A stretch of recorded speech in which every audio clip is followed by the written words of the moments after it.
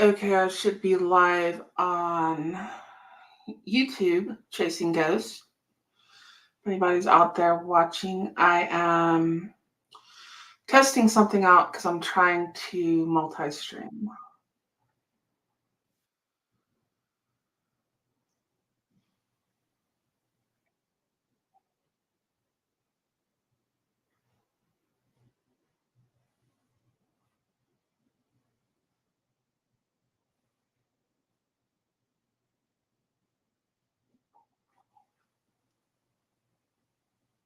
Hello? I'm gonna see what it says on here.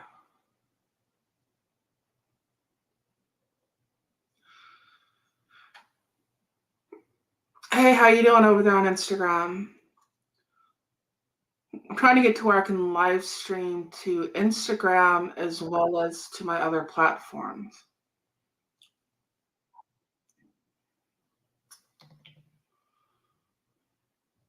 And the problem that I have is like right now it's wanting to play in the background and I don't know how to turn the volume down.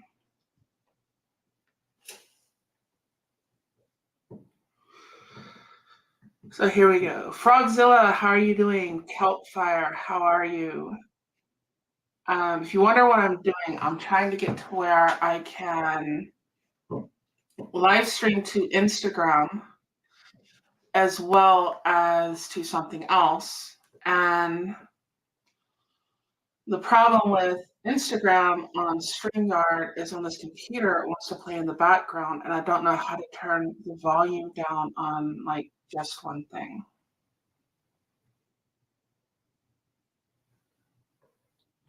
So that's what I'm trying to figure out. This is like a live test thing.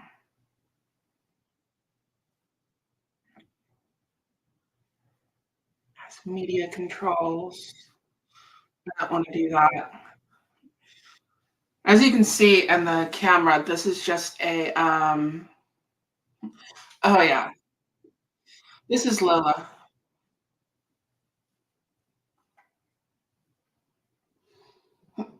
She just got in a fight with a mastiff. Hey, Dr. Harley, how are you? I might have to check something out later. Tab is playing audio. Let me see.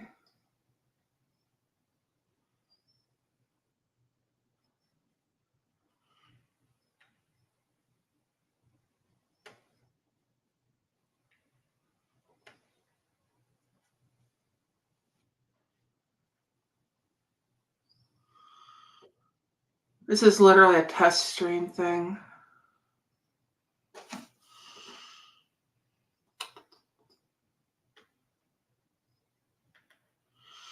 There's a little speaker that I'm trying to click on to change the volume for this. Because I want the volume over here.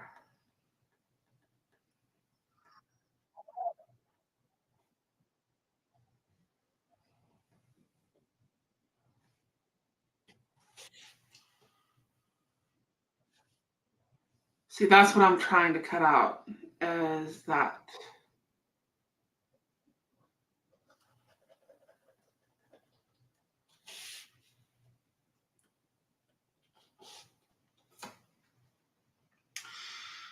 And I do not know how to do that.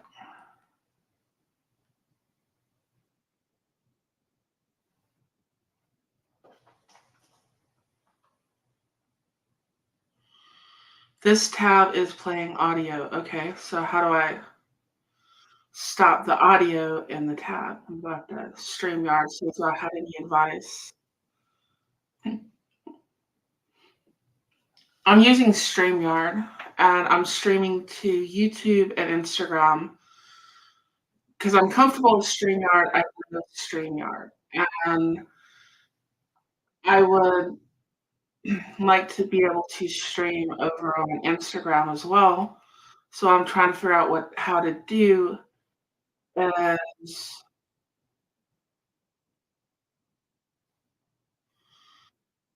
um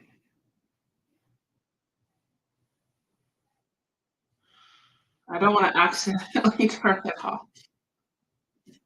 Do I click on this? That just takes me to Instagram. And it shows that it's live.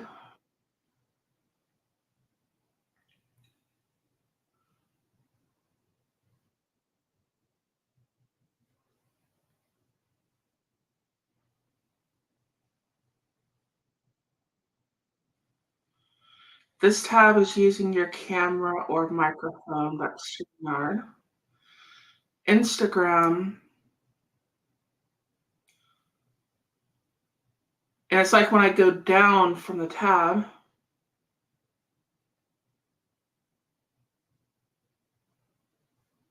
it leaves. So then how do I fix that?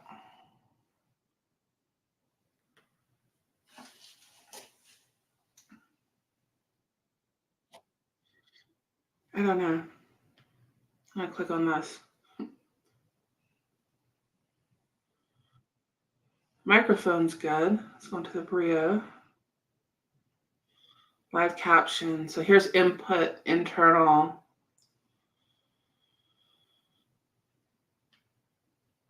And I have no idea what I'm doing.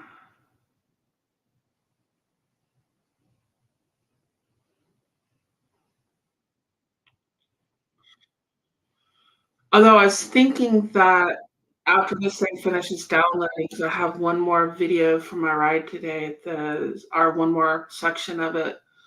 If you've used GoPro, how it's like one video will be 17, like one of 17, that's just one video.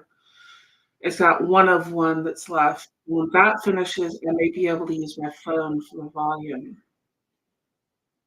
and then just play off my phone.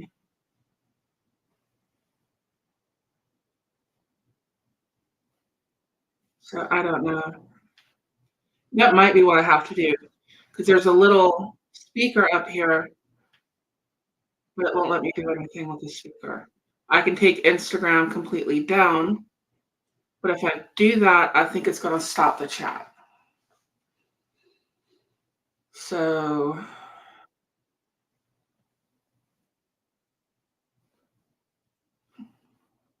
started, created, metrics. I have a son that's a computer nerd, but he doesn't live here anymore. Let me go back to StreamYard. I don't understand why the pop-up tubers, not pop-up tubers, I read YouTubers put the two words together. I don't understand why the pop-up things want to go away when I put the mouse on it. Like, I'll go up there and it'll do that.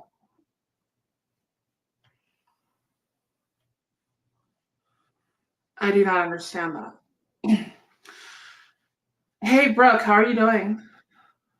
I'm trying to figure out how to mute just one thing. So I'm trying to stream to Instagram as well as to StreamYard or to YouTube and Facebook and what have you. And the problem I end up with that I don't on everything else is on Instagram, it wants to play in the background and then I have the audio. And that's just what I'm trying to figure out. Although, if you can see the bar on this, it's nearly loaded and I may be able to use this for volume. But just log into StreamYard on here and see what it does. And then I could just leave this turned down, keep using my microphone there. Y'all can still hear me, can't you? And Happy New Year. If y'all haven't watched Brooke's channel, A Great Start Shooting School, It's awesome. I really support what she's doing. Um, I would, um, what's the right word for it? Recommend that you check out her channel. It is an awesome channel. And she's on both YouTube and Facebook. You caught me live at the start of the year. Yeah, I'm heading to Michigan, and well, tomorrow evening, I gotta get everything ready in the morning. I thought I'd jack with this so it's not bugging me for the next week while I'm out on the road. Okay, that's powering off. I hope it downloaded all of it.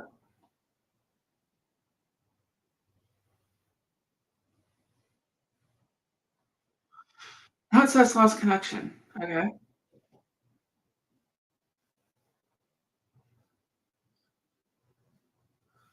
All right. Well, that'll give me a good chance to do this. So let me see if this will work.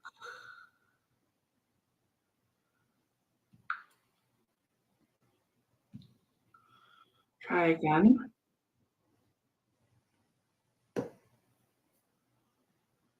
Okay. Um, I will mute this one. Stop the camera.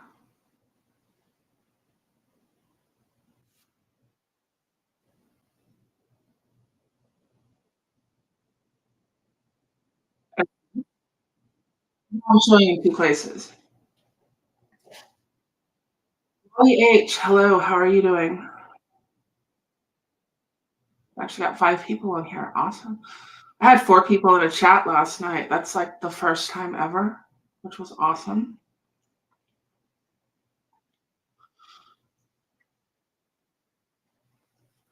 How do I just remove from stage?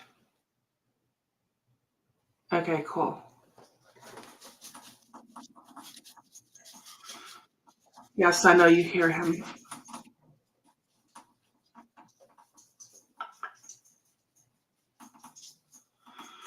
So I should have all my volume on my phone now, which is what I was trying to do. And is there a delay? A little bit. Cool. Yeah, if you want to post people's channels up there to subscribe to, that is awesome. Do that. And I don't know how to post a Great Start Shooting School. If you haven't posted hers, please do. And I don't know if anyone wants to hop in here with me so I can test this out. So what I'd like to do, at least for this channel, which is my bike channel, the cooking does good for just like YouTube. I'm, YouTube and Rumble. But the bike channel, I'm going out to too many platforms, and I would like to get my lives out there on Instagram when I'm doing them for um, YouTube, so that I can do like Rumble, YouTube, and I can put it all together. You're supposed to be working on a live for Wednesday.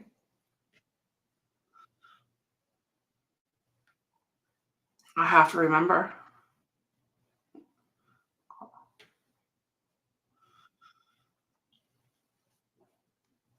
Control. See? I just mess up.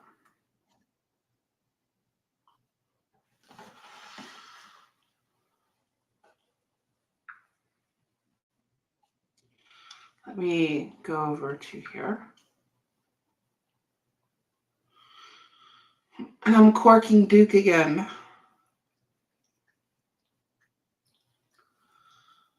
I seem to always be corking him. I don't mean to. If you haven't watched Duke Liberty's channel, he's pretty cool too. Let me go down here. I'm gonna turn the volume down now. while I do this. And where is she at?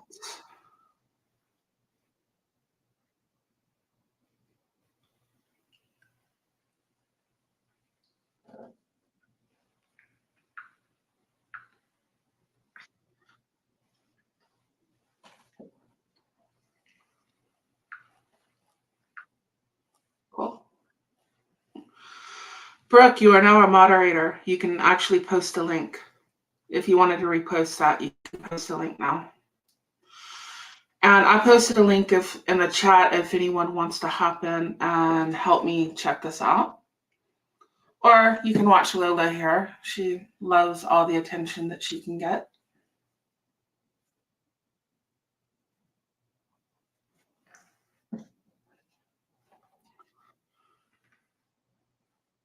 Cool. Turn that off. I'm going to go back to here. I'm going to turn the volume back up.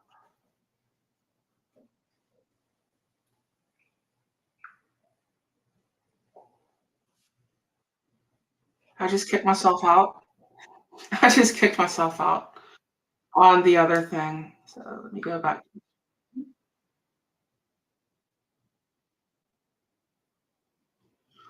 Enter studio.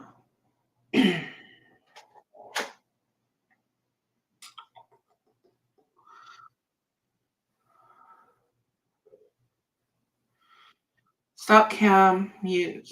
Enter studio. Okay.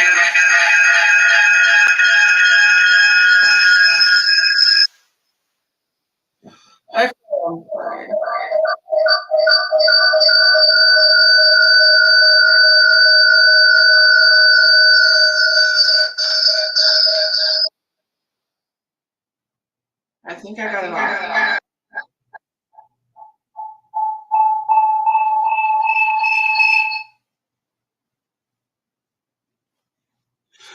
Okay, I'm sorry for anyone's ears if y'all heard that.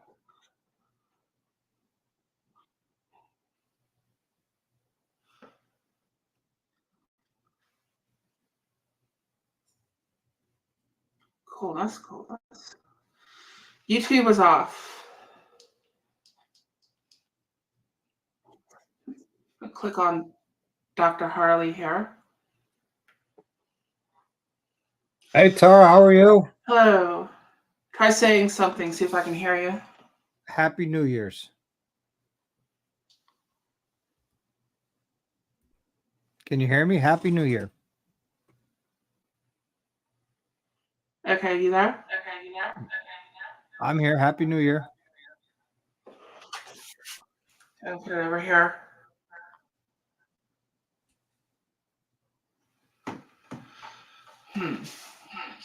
Well, I have to mute the other one.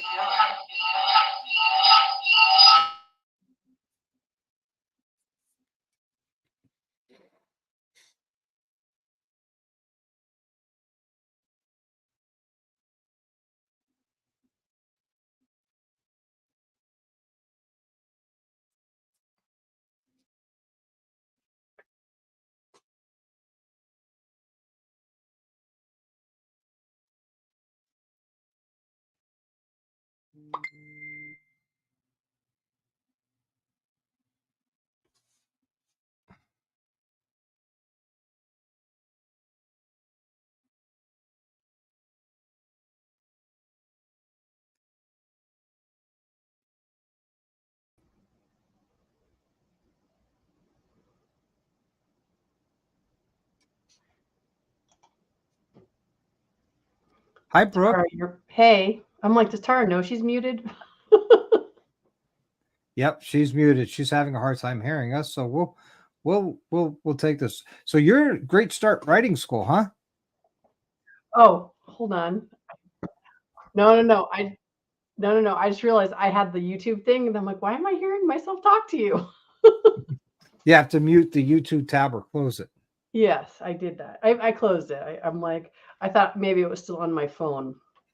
Gotcha. So you're a great start shooting school. Is that it? Yeah, I'm out in Awesome. Connecticut. You're in Connecticut? Yes, sir. So am I. You are? No way. Yeah, I'm in Ansonia. Okay, I'm in a town no one ever heard of, Harwington. I've But heard of Harwington. oh, have you? Yes, I have. Surprise, surprise. Yep. I was just checking out your channel earlier, and looks like you do a lot of shooting from helicopters. Oh yeah, all the time. No, not Yeah, really.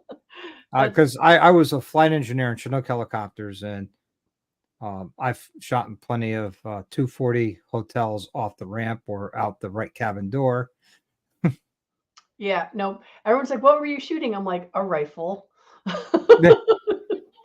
That's the kind of gun girl I am. I'm like, "It's a gun. It has a muzzle. It is trigger. That's what I know." So, Oh, nice. all right. Okay, can you hear me without echoing? I can hear you with a whole lot of reverb. Yeah, there's definitely echo. So Definitely echoing. But it's amazing that we meet I on know ours channel. We're from the same state. that is pretty funny. That's awesome. Do you ride motorcycles as well or no? I did when I was a kid. I'm a dirt bike rider because I looked at it this way. It's like if I hit a tree or a rock, it's totally my fault. Out on the road, no. It's just no. Well, hopefully, if you're on the road, you don't hit a tree or rock. Mm. Yes, but Because then if you do, it's still totally your fault. Then. Yes, there is that. But it's like there's lots of other moving objects when you're on a road that could become much more hazardous to your health. Yes. Yes. I had to turn off the Instagram because the problem I'm having is with the Instagram. I don't know if it's still playing on Instagram. I turned the tab off. So yeah, it's still going to stream to Instagram even if you close the tab, because that's how you set it up in StreamYard. It's like you don't have to have the tab open for YouTube to still stream. Okay, well, that's what I was wondering because I was trying to figure out how to turn the volume down on the Instagram. So if you have two things going, the one's going to pick up the other, and the two things aren't going to jive very well. So, and I want to be able to stream to Instagram as well, especially on this channel. Mm-hmm. And yesterday when I turned it off, it seemed to cut the stream. I don't know why, but it cut the stream. But it's also a new thing with StreamYard to be able to do Instagram. Yes. So I wanted to try it out. I just stream to YouTube, and I tell everybody on Instagram and Facebook, just come to my YouTube channel, watch it there. Because of the fact is when someone posts from like Instagram or YouTube, if they don't allow things to happen to come up Facebook user or Instagram user, and if they don't link it right or allow the access right, nobody will know who, and you won't even know who's posting what as far as the comments go. Well, you do when you go back to Facebook, though. Yeah. So it's just while you're doing the live, you don't know who you're talking to. Just because I do YouTube and Facebook from StreamYard. So for me, for some reason, though, most of my users, they come up as who they are. Whereas like when I'm on Paul Lathrop's thing and I'm chatting to him via Facebook, it always comes up Facebook user on his side. So yes, it is really weird how it doesn't work clearly across all boards. Yeah, because there's something you would have to do if you're watching it on YouTube within the settings to allow it to show your Facebook username and your profile picture within the comment. So it's just so much easier for the content. I find it easier for the content creator and everybody watching to just, hey, just come on over to YouTube and watch it. It's like if Tara sat there and allowed us to restream this on our channel live, whoever's watching it on from my channel, everybody else won't see their comments except for Tara. Gotcha. Yeah, no, actually I did that for the first time on one of G-Web's conversations. And I'm like, oh, let me try this restream to my stuff. And then it was just really odd because I left the stream, but the stream kept streaming to my YouTube channel. I'm like, oh, that's how that works. So there's always something we don't know, Tara, for sure. Yeah, a lot of new stuff. whether it's like the gear and stuff we were talking about yesterday with the helmets, like I was saying, imagine if like Evel Knievel had a GoPro on his helmet, you know, he was live streaming. That'd be a whole different ball game. And we're trying to figure out how to fit all this stuff on our helmets and on our bikes, and you know, things that, you know, weren't made by the manufacturer to go on there, but somebody else made it to go on, you know, that bike, or almost even worse, to be able to fit any of them, you know? So Yep. it's, you got to do modification for this, that, and the other. And it's the same with, you know, the internet and stuff, how we're figuring out how to do everything. I'm sure a 12-year-old kid could make me look like an idiot on this thing. No, you just do this, you just do this. And I'm like, That's what friends are for. right. So, And you know, Tara, it is a learning experience that you're going to learn as you go along. And then you're going to find out like 6 months down the road, you go like, why didn't I figure that out so sooner? It's so simple. Ooh, and Dr. Harley has fancy stuff because he's got a camera that tracks him when he moves. oh, do you see that bike with the cameras mounted on it? I think I posted it, like reposted, but they have actual cameras like mounted up on the bike, like with good lenses and everything. And it's set up like an Apache helicopter, look and shoot. Wherever they turn their helmet, the cameras are following with the helmet. Yep. So whatever they're looking at, get off my keyboard. There, that just looks so cool. I thought of some other applications for that, but I thought that was awesome. Yeah. I have the dog locked out of here. I had to shut the door, and he's laying right at the door because they get jealous of each other. We have 2 dogs. See, in my house, if you close the door and keep the cats out, they will sit out there and cry until you open the door. Well, there's a mastiff on the other side of the door. Oh, right. They got into it earlier because she wanted up here and he wanted to be in my lap. And well, they're dogs and cats. And well, a mastiff in your lap is you must have a very large lap. kind of, but he's still, it's one of them things. He's not huge. He's Dane, which is German Mastiff and Boxer mix, but he's on the small end of a Dane and he's larger than a Boxer. So he's about 120 pounds. That's still a bit much to be crawling up in my lap. And the bigger the dogs, the more they think they're lap dogs.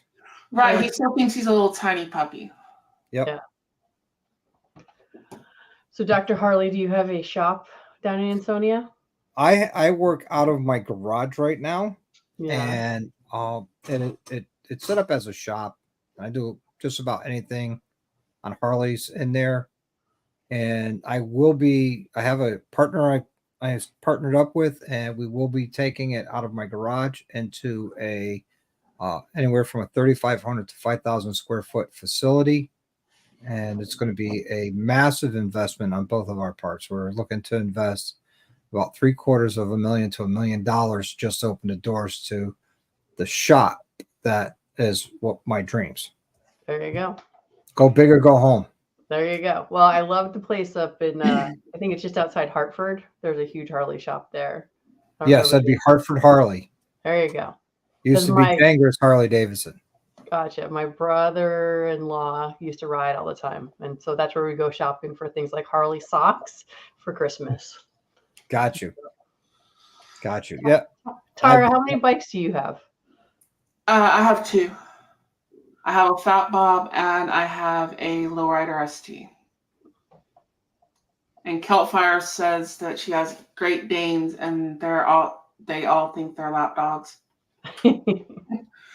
So, but yeah, I have 2 of them, and I should probably only have 1. I would be doing financially better. But I have blasphemy. Kind of, yeah. It's like, do I have money for food? Not really, but I have Harley. Are you talking about the dog food, or are you talking about food for you? Oh, the dog eats fine. No, Honestly, I eat fine too. our German Shepherd eats a lot, and even our what is it, 18-pound poodle. Our biggest challenge with having a big dog and a little dog is that the big dog steps on the little dog from time to time. So when are you taking off on your trip, you said? Huh? When are you taking off on your trip? This summer, I'm going. Well, which one? For work sorry. or for? Yeah, work. You said you're taking off for Indiana or something? My load's going to be ready tomorrow evening, but my truck is in the shop and it's ready, and I have a dog to bring, and I have a truck, my pickup to take to the yard. So I have to work out all that logistics.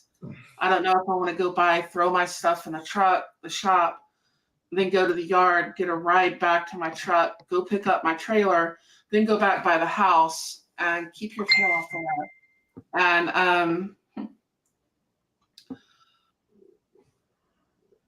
And pick up my dog at the house and then head for Michigan or what. But I've got to figure something out. She has like the soft, like fur with the belly. Yep. So like you were biting you. Yeah. Oh, she play bites. Yeah. Until she wants to be left alone, then she'll real bite. Gotcha. But I'll play with my dog and he'll grab my arm like he's fighting. If you didn't know that we were playing, you would think he was attacking me. Oof. One thing with large dogs, you need to let them chew. And you need to let them bite when they're puppies, because they're learning that jaw pressure and the jaw strength. And that's the difference between when they get older, when they snap at you and to tell you no, or they don't like something, of just, being a snap and putting their teeth on you to say no, or actually biting you. They're kind of learning that when they're younger. So if they want to like nip on you or something when they're puppies or what have you, let them do it, because they're learning something. But puppy teeth are so sharp and not fun. Same thing with kitten teeth. Oh, yes. I have a 7-month-old kitten, and when he had his baby teeth, man, those things are like razors. Puppy teeth don't remove fingers, though. So this is true, but they do pierce them. They really are like little tiny needles. Oh yeah, definitely. Oh yeah, you know this TV show? Speed Racer, is that what that is? Yeah.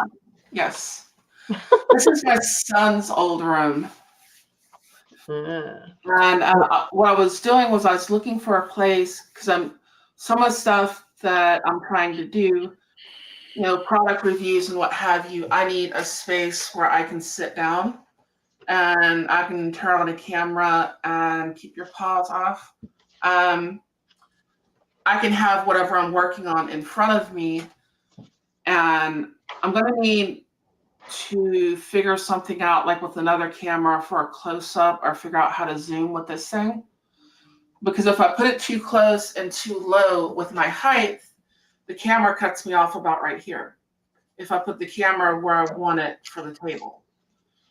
And we were going through my helmet last night, and Dr. Harley and Rainy Ryder, and Rainy Ryder's wife has the hightail thing that I'm going to put on my helmet for this stuff, my hair, the hold it back here. And so he was able to help me. I'm going to have to get a refresh kit for the Cardo, because what we were talking about with the technology, I have a Cardo sitting right here, and that is my phone, that is my radio, that is my voice commands going to my phone, what have you, and that sits right here. And then in the front of my helmet, I have the GoPro, and on the other side, I have a 3.5 to C adapter to go to the GoPro, and that stuff, and the wires that are going inside it. So now I'm trying to clip this thing on the back of my helmet, and I'm going to have to move this Cardo that I have glued like right here. I'm going to have to move it either forward an inch or like up and forward a half inch. You sound like you must look like a cyborg driving down the highway on your bike.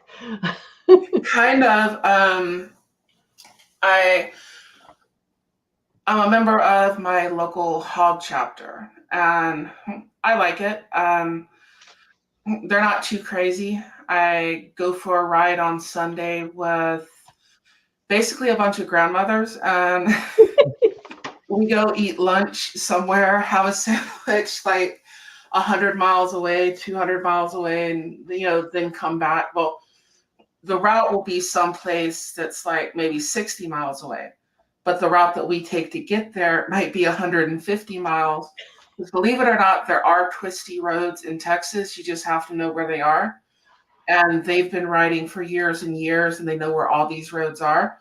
So then you're going through twisties and stuff, following an 80-year-old lady that's on a trike and makes you look like an idiot, because she can ride better.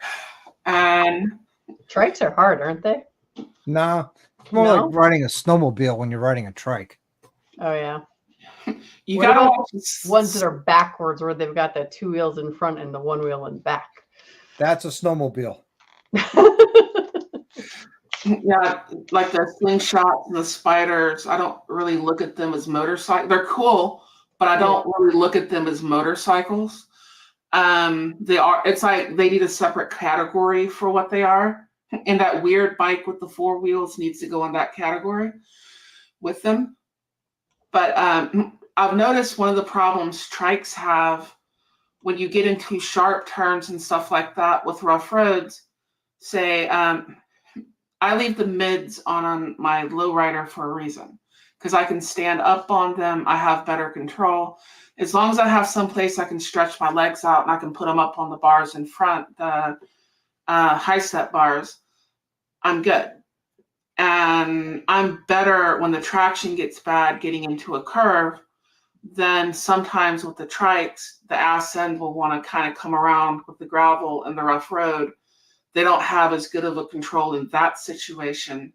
But other than that, they don't have to put their feet down on a light or anything. They've got reverse. There's all sorts of things that the trikes have that I don't. But then again, too, I like leaning in a curve. It's like, it's a sin to have wheels on a motorcycle worn flat down the middle. It's got 2 wheels. It needs some wear on the side of them, That kind of the point. You're finding a twisty road and you're pushing it down, and then you're coming back, you're trail braking, I had somebody ask me why I was braking in a curve, because if you go through like the rider classes, the I can't remember what you call them, but virtually any of them, they want to tell you not to use your brakes and stuff like that. They have a way that they teach you that you find out pretty quick, that may be good for teaching someone initially how to ride a motorcycle, but if you really want to ride, a lot of the stuff they tell you not to do, you kind of do that, You're going slow and you're stepping on the rear brake and you're weaving around and you're making a U-turn, flipping around. There's all kinds of things you can do with your brakes for control. You're putting more traction on your front tire going into a curve. You're just barely applying any brakes. I find accelerating through curves is way more fun. Well, you are accelerating. Well, yeah, but I'm saying slow down before you hit it, and then you accelerate through. Because I've just spent the last 4 or 5 days teaching my daughter how to drive from Connecticut to New Hampshire, across Vermont, New York, and down to see barbecue. So we've been to Pennsylvania and across. With the motorcycle, what I'm doing is I'm putting just enough pressure on the front brake to put my weight up on the front. You feel the change in the weight, and I'm putting traction on the front tire. It'll take the front tire will take a heavy load. It won't take a sudden load. That's when your front end wipes out in front of you, and you see people do things like go over the handlebars or high side, that kind of stuff. But when you squeeze it and you put the weight up on the front end, I'm not rolling off the accelerator. I'm rolling on the accelerator. I'm giving it more going through, and I'm giving it even more on the other side because what's the right word for it? I almost want to say addiction. Once you feel that the first time, you're coming out of a curve, you're wide open, and you roll that throttle until it hits the end. There, it goes, it stops, and it's right there, and you feel that. It's very addicting. Absolutely. Yeah, you know exactly what I'm talking about. It's So street bikes are like dirt bikes where we've got a front brake and a rear brake at your feet, or is it? Yeah. Or you Okay. got your front brake's at your right hand, and your foot brake is down at your right foot. Gotcha. Yeah, I'm like, sorry, I'm like, which one is which? Yeah, it's been a while since I've driven a motorcycle. So yeah, clutch over here. A lot of times that you're only, like anything else, you're only really using that when you're stopping and stuff, unless you're doing slow speed maneuvers and you're using that friction zone kind of thing, but you're going on the highway. It's just, you got a foot in the throttle. But I tend to ride, part of that is from, I grew up with dirt bikes and stuff where I've got my fingers on the controls and on the bars, and I kind of ride like that with my fingers out there controlling everything. I was telling them last night that the first bike that I was ever on, it was either like a 79 or an 80 Mako 750. And at that time, I'm sitting up on the tank, and my uncles or my grandfather would be giving me a ride going through a field or through the woods, and I'm scared out of my mind at the point, but it was so fun, and that was my experience getting into motorcycles. And eventually I started riding them myself. And then I stopped riding them for many years. And then I was like, well, the kids are grown. I'll get some more. wait, so Dr. Hartley, when was your first bike? What was your first bike? How old were you? Well, my first bike that I owned was a 76 KZ 400. And I bought that after I looked at my father. I says, hey, I want to learn how to ride. So he pulls out his 66 panhead chopper, which was chopped in the 60s with a 9-foot front end, or something like that. It was way out there. Did you drive that ever? And you need a whole parking lot to turn this thing around. Yeah, and 9 foot's a lot, I would imagine. He's like, all right, here's your clutch, here's your brake, here's your throttle, here's how you shift. Don't crash it. Yikes. So here I am, 16 years old, screaming down the road on a 66 panhead, shifting gears on a Springer front end that got it's longer than I was tall. I was cool as can be, man. Well, let's see. Mine was, I was 6 years old, and it was from Sears and Roebuck, and my dad got it through the mail order, and it had a pull start like a lawnmower, and it was orange. That's what I remember. Those things were cool. We used to, it's weird how poor kids that didn't have anything, you don't have really heat or AC or anything like that. You still got an attic fan when it wants to work. There's no insulation, there's no sheetrock, there's nothing in the house, but you'd have things like this little motorcycle out front with a lawnmower engine on it that somebody, drug home and got the thing running, and you would have things like that, and yeah, it's, some people in my family had good toys and they had money, and some people in my family didn't. And so we figured out how to make things out of nothing. Yep. My family's weird. They do that bickering. I love my wife's family because they do not do that. But my family is the kind that they will get mad and not talk to each other for years. Yep. And fight back and forth with each other. And to the point that there's like police presence at funerals and stuff like that. And yeah, I've been to funerals like that. Unfortunately, it's always interesting. Right. So I love Amy's family because they don't. they're all happy and they're friendly and they love each other. They help each other. And I'm like, why couldn't I grow up with that? I'm so jealous of your family. I love my Well, now they're mother-in-law. your family. Yeah, really. You got Oh, to yeah. marry into them, so you got that going for you. Oh, yeah. So you got Like, to experience both extremes of the spectrum.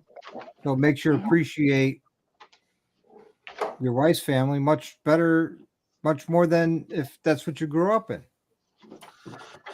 Right. I'm being attacked by a little tiger. Oh, Why don't you Tara, play around? part of cleaning my my desk and stuff that I'm supposed to be doing today, I'm finally opening Christmas cards. I just got my Christmas card from Hillbilly. Mm-hmm. But, Cool. so Trying to see that. I need to get those right, glasses. here. I'll make it like bigger. Here's that's get it closer. There you go. Make some one today. Cool. So that'll have to Cool. go somewhere here. I don't know where. I'm running out of space. And my camera's right up there. I was trying to hold stuff up to it. So I got the desk where I need it, where I'm not bumping everything with my feet and all that underneath here.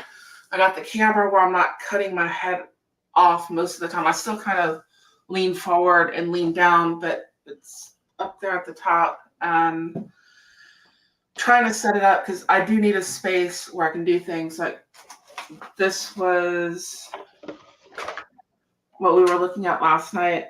Okay. A hightail, a ponytail holder for people with hair.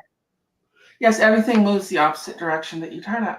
Yeah, I feel you on that one. It makes me very confused. Right, and I have another thing over here that I didn't get to last night. Let me see if I can. Yeah. And Harley won this.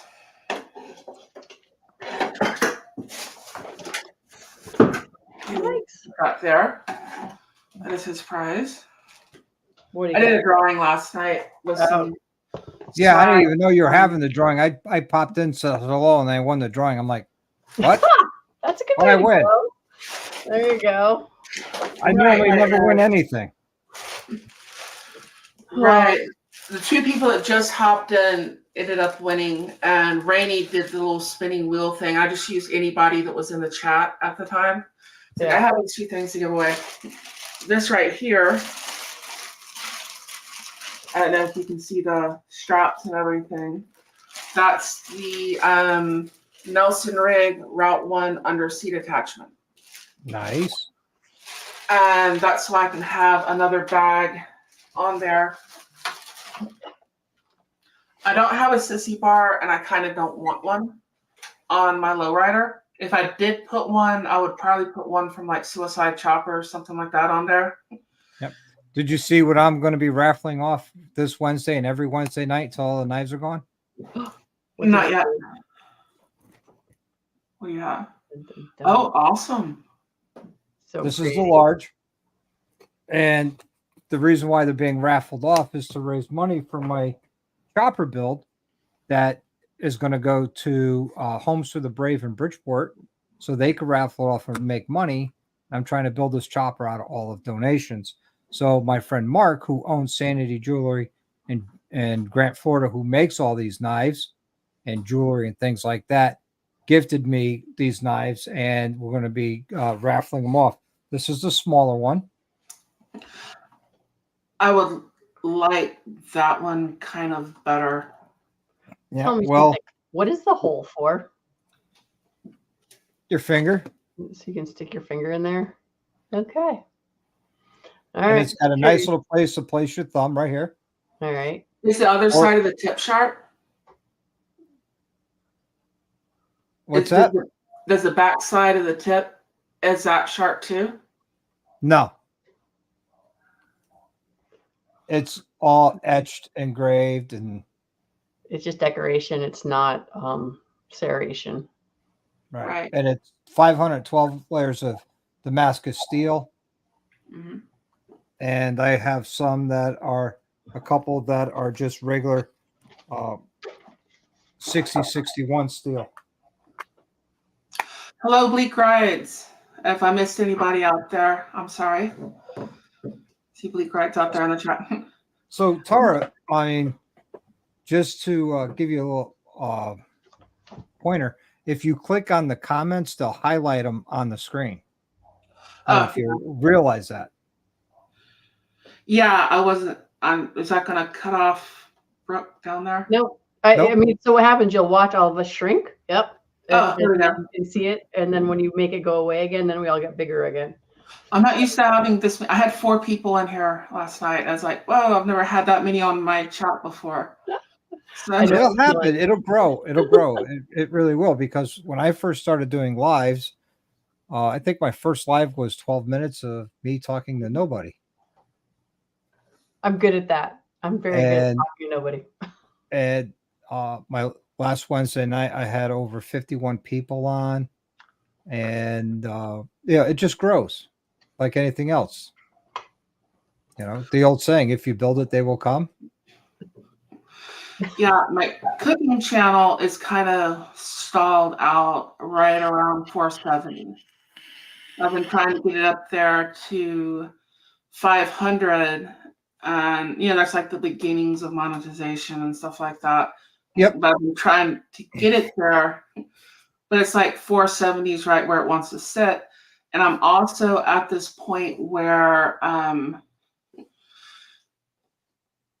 you start kind of running out of ideas a bit. Like you start going back through everything else you've done, because I've got like 300 and something cooking videos.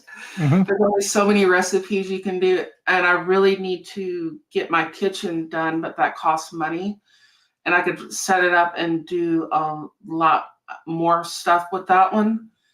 If I had at least one more camera, probably 2, I could do a lot more with that one, because I could have stuff going on 2 different counters and then a view across the kitchen.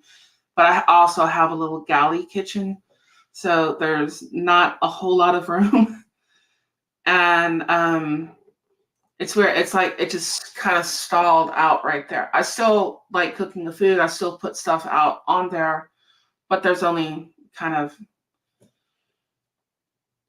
you start going back through the recipes and stuff, and it kind of gets weird. It's like you can cook other things, but there are people who will sue you because they're like, that's my recipe. And you're like, this is a recipe that like Polish women have been cooking for like 1,000 years. like Plotzky's. Yeah.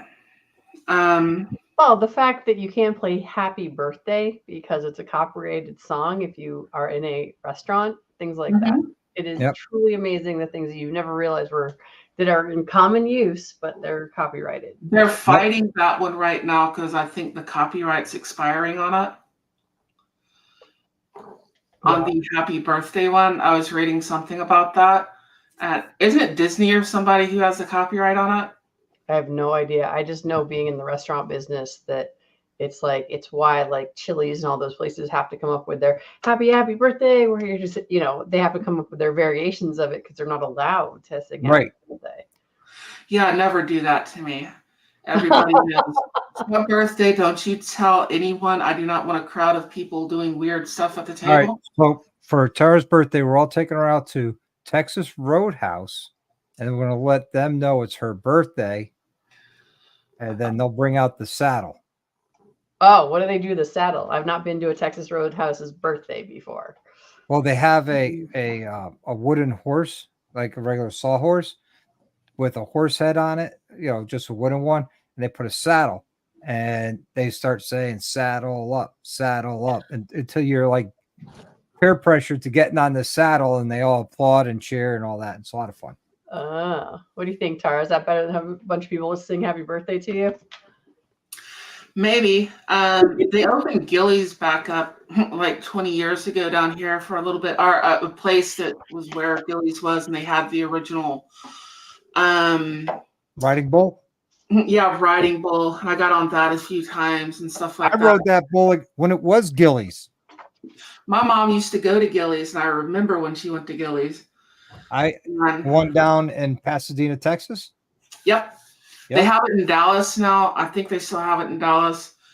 But the one in Pasadena, my mom used to go there. She worked at a bar and she would pick me up. I go help her with the ice and everything, loading everything up.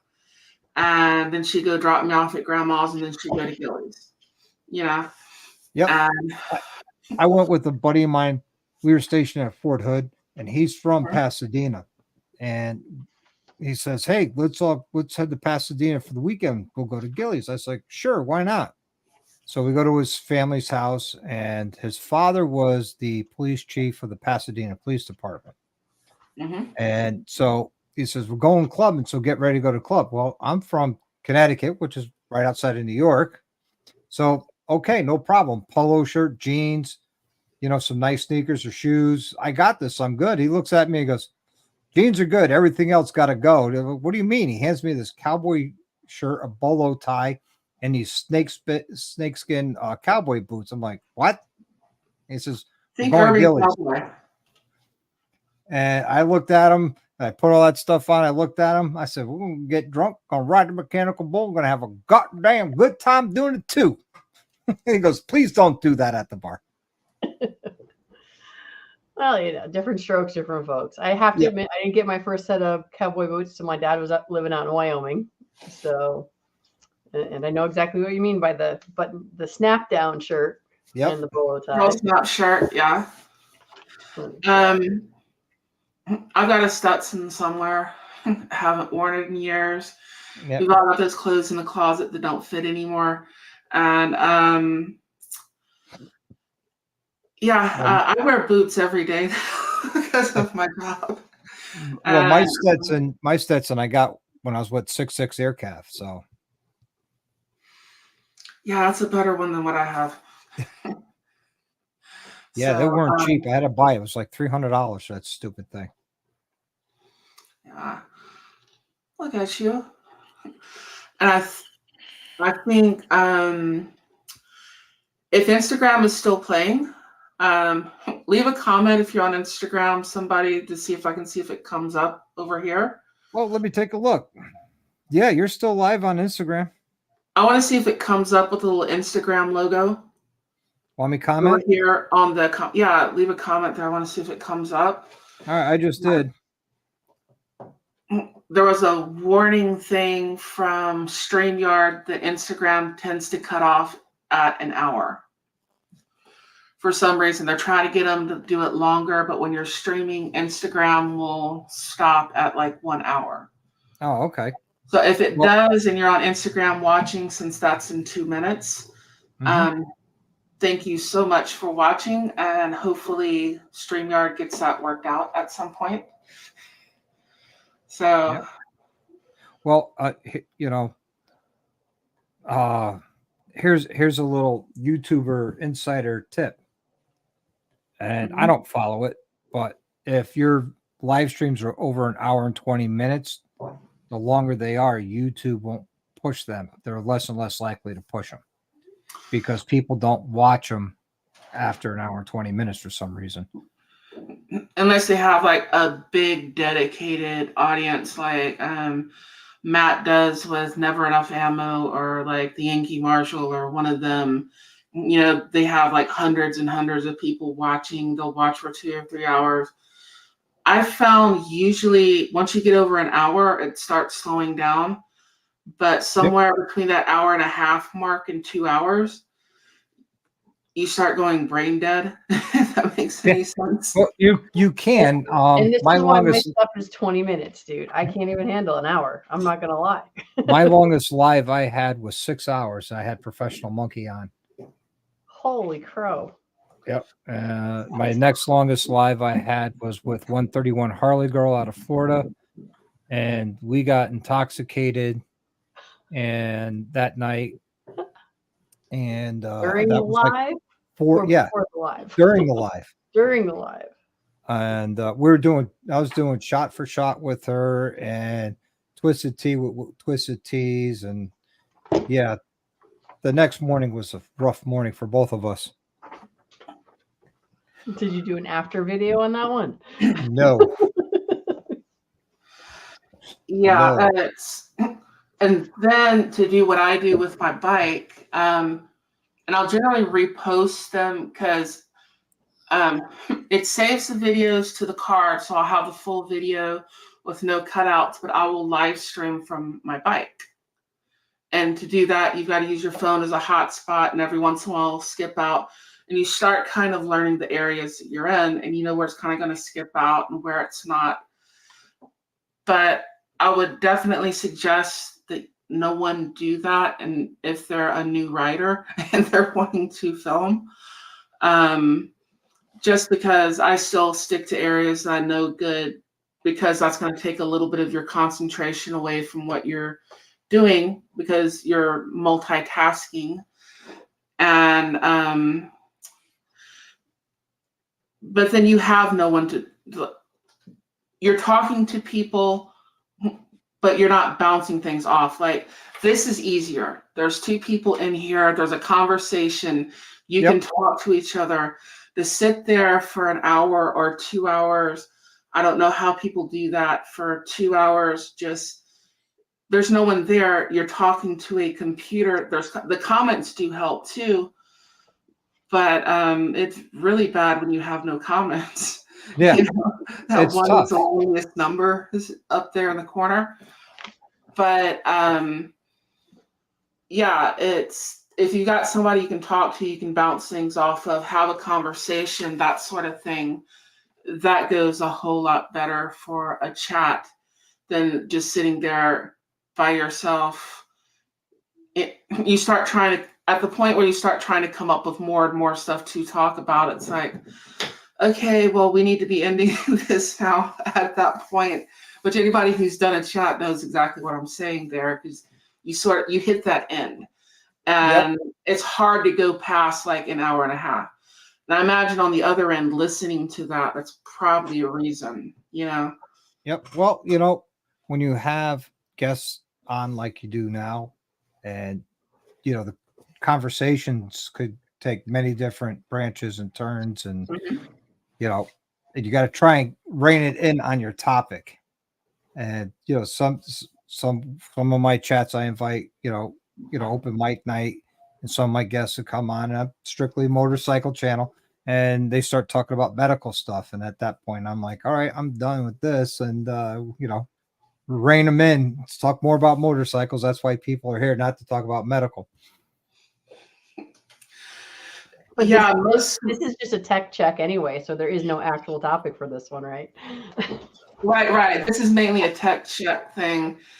And I'm trying to see, I've got everything turned off on here, so hopefully it don't squeal. I'm going to go to my other Instagram and see if it's still playing or not, because it's right at an hour. So it's an hour and 2 minutes here. Oh, but it's, how much is it? What is the delay? Like a minute? 30 seconds? Something like that. So, yeah. Oh, good Lord. Let's check. Okay. See if I can do that. The other thing is I also have an audience over on Instagram that I'm trying to get over towards the YouTube one. And the motorcycle channel is growing quicker than, the food channel. And it gets a lot more views and stuff because I guess people are more interested in motorcycles than food. You want to go fast, and those of us who don't ride get to ride vicariously through you by watching your videos. So there's always that. And it's a full-time job keeping up with one channel. I can't imagine what it's like to have multiple channels, trying to build 2 channels at once. Or multiple. And you mentioned monetization. I could tell you it's not all that it craps up to be, because you get one video that does 400 views and you make $1.07. Right. It's like I'm monetized on Rumble. Right. But I would get anywhere from like 5 cents to 25 cents per video. Yeah. Yeah, it's not, but it does help too. Like, I'm starting to get companies that have, interest in me reviewing products and stuff like that. Oh, no kidding. On for that the motorcycle? end. Right. For the motorcycle. Nice. And like Route 1 didn't ask me to do a review on. That's not the video I was looking for. Okay. Well, I guess it's not on there now. These are not the Route droids you 1, are looking for. huh? I said these are not the droids you are looking for. No, they're not. I thought the stream was playing on Instagram. But the guys at Cycle Gear were wanting me to, one that I was going to order and stuff. They were wanting me to do a review on the under seat attachment thing that I got. And then the Hightail, I've been talking to them for a couple of months. And I'm going to be doing a review for them. So I'm actually talking to the Hightail company. And then there's like Cycle Gear, they may want me to do some reviews on some other products. I mean, that's not like Cycle Gear, the company, that's the people at the Cycle Gear that I go to. It's like, because people come in, they ask about the product, they know I have a YouTube channel, which is another weird thing. And I haven't got recognized as much for my bike channel. I'm starting to get some there. And I've gotten recognized more for my cooking channel, which I'm usually not even showing me. I'm showing a stove. Yes, most of the time. I was going to say, I'm like, I think this is the first time I've seen you live and seen your face. So, right. I know what you look like before this, but I'm just like, I don't think I've seen you live and a face. So, well, the first time I saw and met and know of anything of Tara when she was a special guest on Moto Noggin's channel. Mm-hmm. That was like a year ago, wasn't it? Yeah. It was about a year ago. Yep. And I've been a subscriber to you ever since, of both your channels, actually. Awesome. See, I was a cooking channel person before this, and I have to say, because of Tara's channel, Cooking with Tara, it's like I actually get much more proud of myself when I actually put something together from scratch, because I made an angel food cake for the first time this December, and and I did it 3 times in a week. I'm really good at eating, so. Okay, well, you can come up here. You can ride your Harley up here. Which one? Shooting down the range, and I don't know, and then I'll make you angel food cake. Well, okay, which one do you want me to bring? The Judge? Well, you just keep coming visit. Well, whatever matches the gun you're bringing. That's how that works. They all match. All right, well, then I can't help you. You're a big boy. Make your own decisions. Black guns, black bikes, they all match. Yeah, that's it. I'll just strap all the rifles to my back, all the pistols in the saddlebags, and we're good. Yeah, except open carry is illegal in Connecticut now, so that kind of sucks. No, it's legal. It's not. Yeah, when did that change? Because CCD in October 1st of 2023. Really? Yes, and yes, CCDL does put out the announcements, and I also do some training on the laws as well, just because they do change all the stinking time. But yes, as of October 1st, 2023, there is no open carry. And the way that our lovely, illustrious people here in Connecticut word the new laws, it is slightly unspecific, because in some of the laws, they specifically took out pistol or revolver and put firearm, but I'm not sure which ones are which. So rifles may not be allowed to be open carried either any longer, and not just handguns and or pistols and revolvers like it was before. But that's a whole nother conversation if you really want to get into it. So wow, that's news to me. Thank you for letting me know. You're welcome. I did a bunch of videos on that because it's I have a trust but verify sign here in my classroom up on the wall over here somewhere. Yep. No, it's orange and teal up there. Trust but verify, because people who've been carrying all of their lives in Connecticut, open carry was cool until October 1st of 2023. So yeah. I grew up carrying a 22 walking down the street, shooting at bottles and stuff, and nobody really thought anything of it, Yeah. I mean, you have BB guns, it's just a whole different world. Of course, you're 9 years old and you're on a farm tractor, Yeah. Well, those are driving tractors since we were 5 years old. It's like we don't think anything of like all this stupid gun laws that they have now. Yeah. Right. Which Sorry, I meant to say actually, if driving you think laws, about like it, open carry was a good plan because you know who's carrying. Well, but it's also if you're concealed carrying and your shirt gets stuck or something and then it's open, then you're not in trouble. Now, unfortunately, the way the law reads is, you theoretically can't get in trouble for quote unquote printing. If you're, there's a whole bunch of stuff. Again, I will try not to. I'm going to have to. In Texas, I'm usually carrying like a 44 Magnum or, a 226 or, a 1911, which my height helps greatly with. But, it's like printing, who cares? The worst thing that's happened to me carrying down here, and one of the reasons I usually don't open carry, is I was at the gas station and this lady is telling me, "Oh my God, did you know it's cocked? Did you know the hammer's back? Oh my God. Yes, it's a 1911. The safety's on. I know the hammer's back." And this lady was freaked out. She's like, "Oh my God, you're going to shoot yourself." No, that's how the safety works. I build these things. Trust me. I know how the gun works. But unless I'm going hunting, I'm usually not open carrying.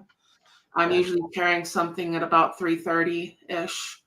And that works out pretty well. Oh, so I just put a short up on my video of my son this morning. We went down and he was shooting our Smith & Wesson 500 one-handed.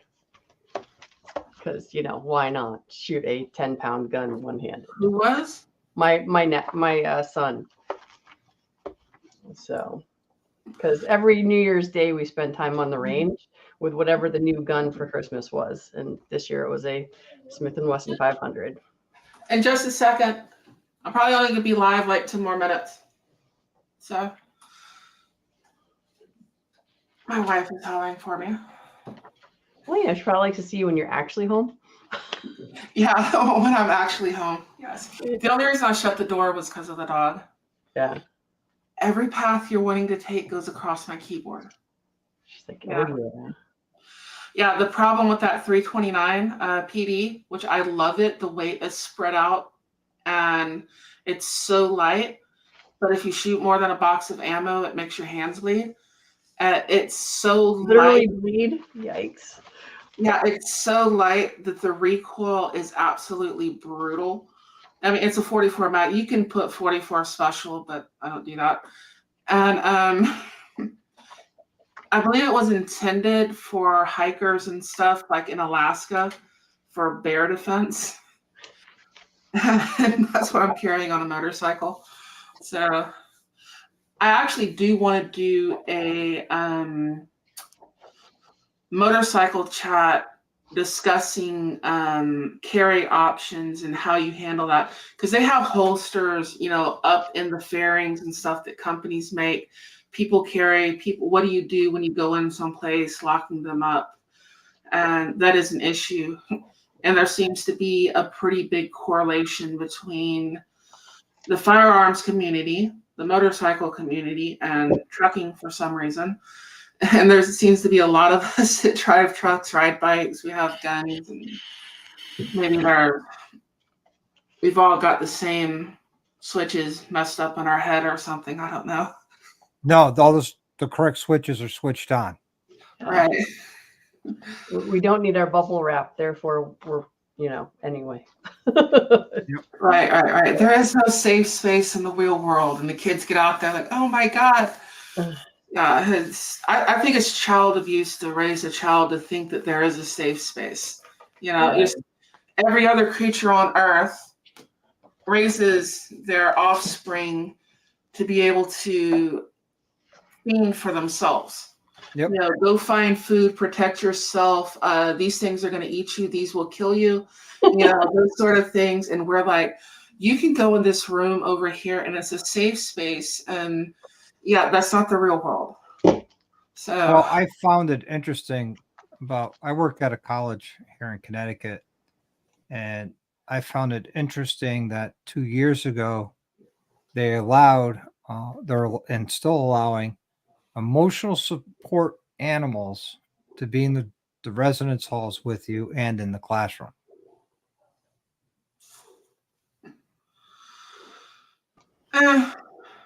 As Tara sits there and pets her emotional support kitty. Right. But, Well, that can the go thing is, kind of- but the thing is, if you're an 18-year-old freshman at a college, what do you need Well, emotional that's not support? what I was thinking of, because there are a lot of people coming back and they're using their benefits to go to college after doing a few tours overseas and what have you. And some of them with like the emotional support dog, they've got their service dog that's with them. That's more Service what I was dog and emotional and support dog are two different things. right, but do they classify them differently like that with Yes. legislation? Yes. Because if you have a service animal, it is Mhm. certified, comes with a certificate, it's licensed to be a service animal. You could take your cat and say it's your emotional support cat without any certifications, without any training or anything. Mm. And in restaurants or any place that allows service animals, they have the option to say no emotional support animals unless it's a certified emotional support. Good night, Bleak Rides. Good night, Bleak Rides. I did like Bleak Rides' earlier conversation about a good comment. A good conversation could be a very fruitful thing. A free flow of ideas, glorious.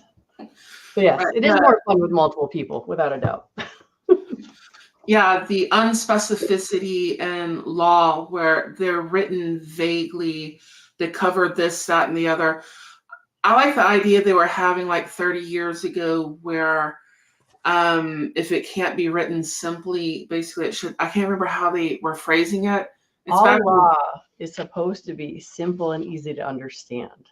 It's and I know for sure here in Connecticut, at the very least, in reading even just all sorts of laws, because I do that all the time, unfortunately. It should all be in layman's terms. Simple. Yeah, it's not even close to clear and simple. No, you need a lawyer to translate it for you. Right. It was back when Bush was pushing, what was it, the 10% flat tax and all that stuff. And they were also pushing like, we need to do away with all this. Although if they could, I could go for them, okay, for every law you pass, you have to get rid of one. Because I like Trump's. It was for everyone, they were supposed to get rid of 2. Yeah, hey, 2 works, 10 works. We have way too many laws, and it seems like both sides are hitting us with more and more laws, and it's like, can we stop? We have enough. You know? I asked the government to stay out of my house, stay out of my business, and that's it. And I'd like to see the government, which would be Congress and senators, go back to the way it was originally designed. Is they got paid a per diem when they went to DC to handle business, and when they were done with that, they went back to home and worked their normal job. Yeah, but people like Chris Murphy live in DC now, so we'd be paying them $370 to $65. They went back and they worked their farm and all that stuff. And I think the last president we had that had a farm sold his peanut farm, you know? So, because of conflict of interest and all that, I would rather somebody, well, president's a different story, but like a congressman or something like that, I have no problem with them having another job. They're serving as a congressman or something like that, you know, and they'd be like, oh, well, it's a conflict of interest because you work in this industry or what have you, but they've got something else to go to, you know, like instead of going and being a lobbyist when they retire, it's like, we want to kick this guy out of office. We hate this person. You kick them out of office and they're a lobbyist for the next 20 years, making more money, you know. Well, like, you know, there's a lot of shady deals that go on. Envelopes get passed. Hey, vote my way. Here you go. And when you bring something up, I'll vote your way. A lot of shady deals like that happen. That's why a lot of senators and congressmen in DC, you know, get elected with very little bit of money. By the time they're done, they got millions upon millions of dollars on you know, $120,000 a year job. Yeah, insider trading matters. Right, they can do so many things legally that we would get thrown in jail for. You know, it's like, just because they're in Congress. Speaking of like insider trading, which it's Former Speaker okay. of the House cashed in a lot of money on that insider trading. Oh yeah, there's so many legal ways they can do that. That they're making the laws. They see all the inside stuff. But then again, you've already got stocks and stuff before you go into the office. Okay, I guess that's supposed to go into a trust or what, but you still have some sort of control over it. I don't see the problem with somebody giving you a tip or something saying that, hey, this stock's going to go down or up. You need to do something with it. Like I think Martha Stewart got in trouble for. She went to jail for it. I don't think that they should be able to get away with something that we can't, It's like, okay, you can do this, just let us do it too. Well, there was an amendment on the floor of the Constitution, and it expired like 5 years ago, where Congress could not pass something into law that they were exempt from. And of course, that never got voted on because, why would they do that? They're going to pass laws that benefit them, not us. Right. Well, the other challenge of that is that the people that do go to DC that try to make changes, they can't because they've got too many people against them. It doesn't matter if it's DC or the local level. Yep. You can only fight so many fights. And I've been at the Capitol for over a decade now. And it's one of these things where it's just like the people in it that are in power are entrenched. And it's just a stepping stone to the next good paying job in the public sector. Yeah, look at Dick Blumenthal. Oh, dude. Have you met him? I've stood next to him. I did not know a cardboard cutout. I know him personally. When the university I work at opened its brand new nursing school that was renovated, and because it's the top 10 nursing school in the country. I just got home from Afghanistan. I was in the elevator with him and the president, and he says, "Hey, you're back home from another tour." I says, "Yeah." He goes, "How was it?" I says, "Oh, it was another tour. Couldn't have been as bad as your tour in Vietnam." And he says, "Oh, I was misquoted." I said, "By you? You're the one who said you're a Vietnam vet." Yeah. Well, hey, I want to see. Wait, Eduardo Espinoza here says a Florida man has an emotional support alligator. That's it. Just like, how does one have an emotional support alligator that does not eat them? That's what I want to know. I suppose if you keep them well fed, you're going to be fine, but still. Yep. Well, speaking of Florida gators, you got the tail of dragon in Tennessee that goes in North Carolina. Florida's got their own version of that. It's called the Florida gator tail. Mm-hmm. See, the tail of dragon is like 318 turns in 11 miles. The Florida gator tail is 318 miles with only 11 turns. Mostly straight, then, is what you're telling me. Yeah. All right. It's all straight and flat. Thank you, Eduardo. I appreciate it. I still say if Texas had the same sunshine laws as Florida man, no one would know about Florida man. Because there's sunshine laws that create that whole Florida man thing. And we got rednecks here too. And I happen to live in the swamp, and meth is a terrible drug. Yep. Well, Texas is a country on its own.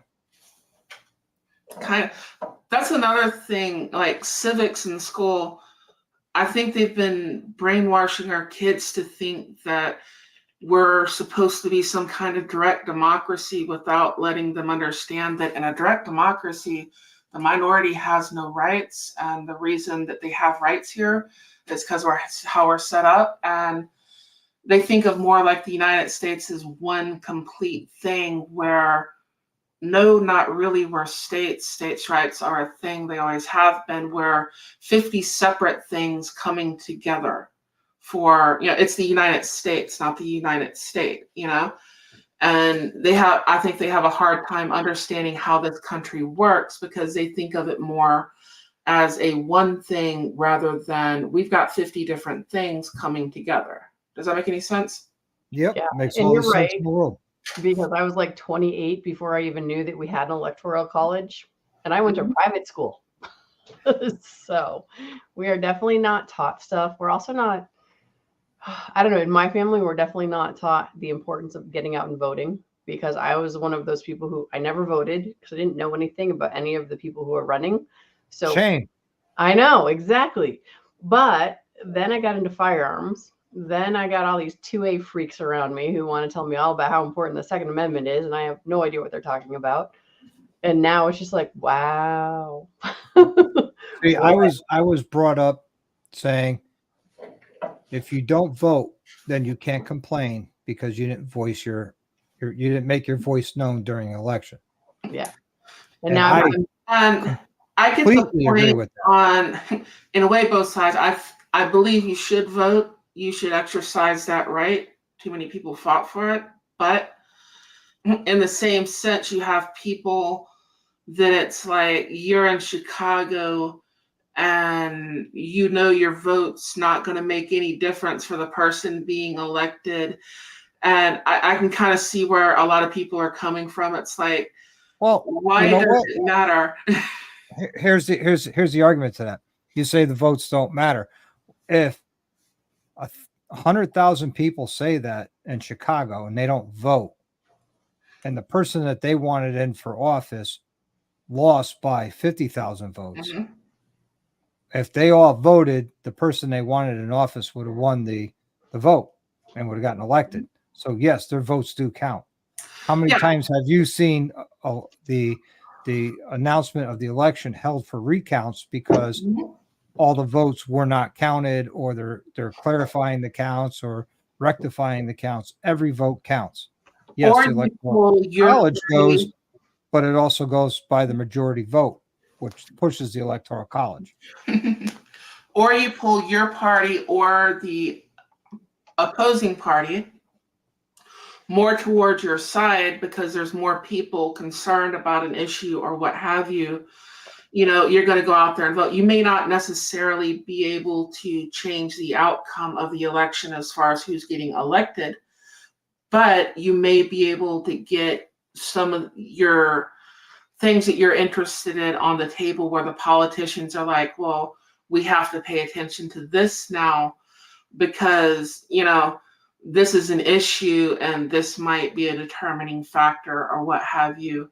You know, kind of like something like, say, the Libertarian Party kind of pulling the Republican establishment kind of more a little towards them, you know, kind of more in that sort of sense. See, you know, it's great that we have all these parties, but the problem is the parties vote for what the party wants. Right. They don't vote for what the people want. And I mean, some do, but the majority don't, because the majority of them don't go out and talk to the people. Hey, I'm looking at doing this. Or this is something that's coming to the floor. Let us know what you think. Oh, see, around here, they do a lot, especially our state senator, our state rep. They have, we have Henry Martin, who's our state senator, and Don Piscopo. And Henry Martin, who's our senator, he has coffees like almost on a weekly basis all throughout his district and say, hey, I'm going to be here. Come talk to me. Hey, I'm going to be here. Come talk to me.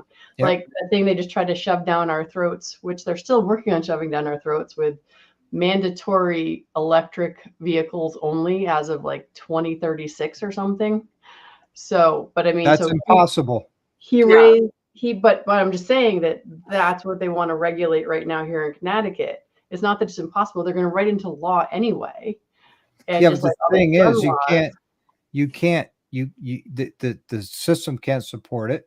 Well, you and I know that, but number two, saving everything. No, they're not, because all that electricity is being generated by wind, hydro, but the majority is by generators that are generated by diesel. And no matter how you generate that electricity, it still needs petroleum products to lubricate it. So you're not getting away from it. Secondly, is the safety aspect of it. I mean, how many of these electric cars just spontaneously combust lately? California passed that law, you know, by 2035, Connecticut's that trying to no, follow right. Well, California. here's the idiocy of that law that they passed. And they said by 2035, no sales of new gasoline cars will be sold in California. Literally, you can look this up. A week later, the governor's office put out, please do not charge your electric cars and run your air conditioning because the grid can't handle it. Right. I mean, there's the idiocy of government. Absolutely. And if they pass all this around, I mean, some states are saying no electric cars, period, because it gets too cold and they won't last. I mean, I just went to West Virginia for the weekend. It took me 8.5 hours to drive there, 605 miles. You see them guys that tried to travel with the electric pickups and pull a camper Yeah. trailer and all that, and Yeah. they couldn't do it. Yeah. I was in a car. If I had an electric car, I would have to stop twice to recharge, and that would add another 16 hours to my trip. Instead of 8 hours, it would have been, a total of 24 hours one way. And there were no electric charging spots at any of the rest stops I went to along the highway. I mean, it's insane. There's no way that we don't have the infrastructure. We don't have the technology. I mean, it's getting there. I'd say we're 2 decades away, at least minimum, before even thinking about those kind of laws and stuff. Yeah. And after 5 years, that battery needs to get replaced, and that battery's 30 grand. Okay. So you're going to replace the car. You're telling me the government's going to dictate to me I have to buy a new car every 5 years? At that point, I'll look at him, call him Hitler. I don't know who this is that's trying to get in. Have like a Mickey Mouse mad face on there, and it says he for a name.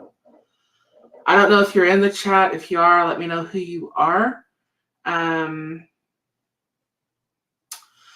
Or put a comment in the private chat or something over there so I can see it, but I'm about to end the chat anyways.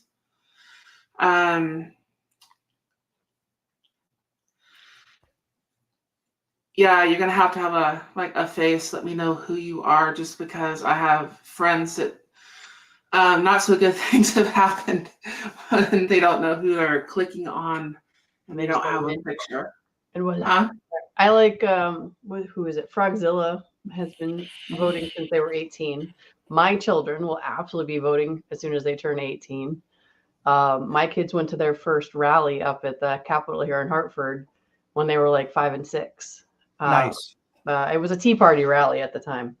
Every time they come up at the Capitol about passing a helmet law in Connecticut, I'm always at the Capitol building opposing it.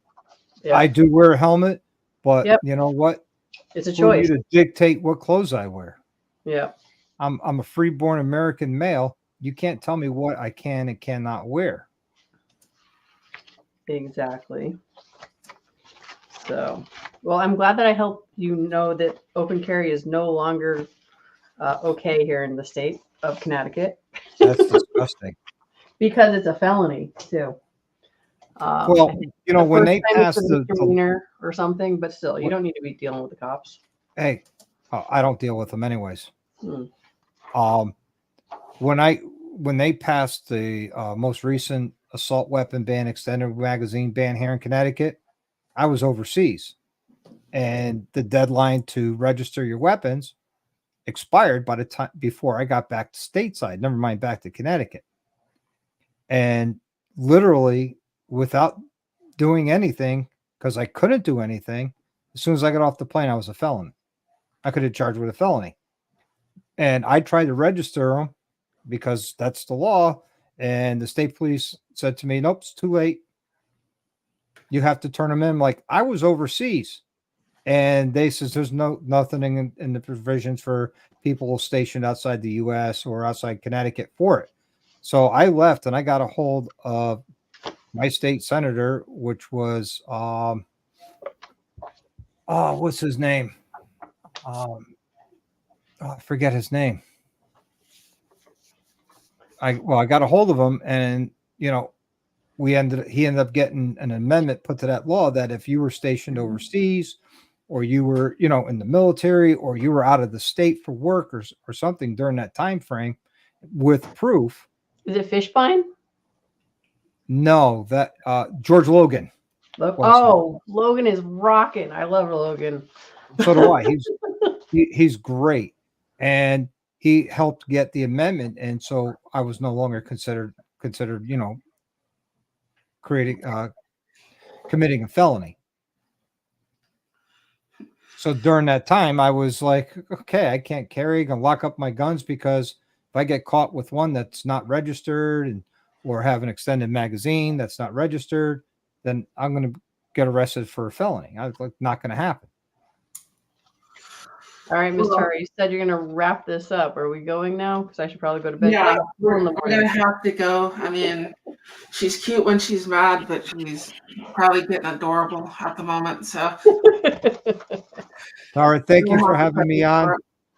Anytime either one of you want to hop in when I'm live, just I'll send you a link, what have you. All right. Okay. And y'all are more than welcome. Thank you. And the moderators out there in the chat, because I just had a troll. I don't kick trolls. I do grade them as long as they're not breaking any rules that would get me in trouble. So trolls away as long as you're not doing anything against YouTube. But I will catch y'all later. Awesome chat. Thank you. And I was able to figure out Instagram since it was still playing, and I know how to do that one now. All right. And yeah, but I do have to. I can't turn the volume down, but I have to close the whole tab, and then it plays, and we're good. Good night, everybody. All right. Happy New Year. Thanks for having me. Thank y'all so much. And I'm going to go ahead and I don't have anything fancy to say to end the chat yet. So I'm just going to push the little button and we're going to get out of here. Bye.